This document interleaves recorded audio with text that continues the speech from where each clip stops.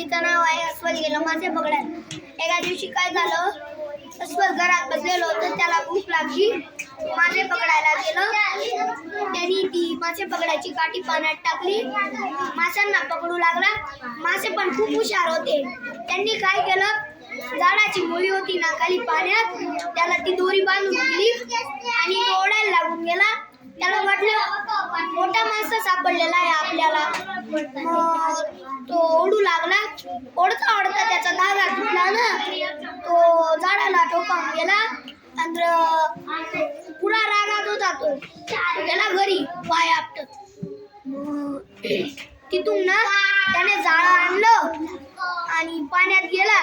मासे पण खूप हुशार होते, त्यांनी जाळ्याला कडकडून टाकलं आणि तो अस्वल जास्तीच रागात येऊन लागला. त्याने पाण्याचे कपडे घातले आणि पाण्यात कुदून गेला. त्याला मासे दिसले, त्याच्या चारी बाजूला मासे होते. तो म्हणाला, किती मासे आहे तिथं. ते मासे त्याच्यासोबत खेळत होते, तो पण त्याच्यासोबत खेळत होता. तो म्हणाला, आता मी कधीच मासे खाणार पण नाही, पकडणार पण नाही, लागेल तर त्यांच्यासोबत खेळणार पण.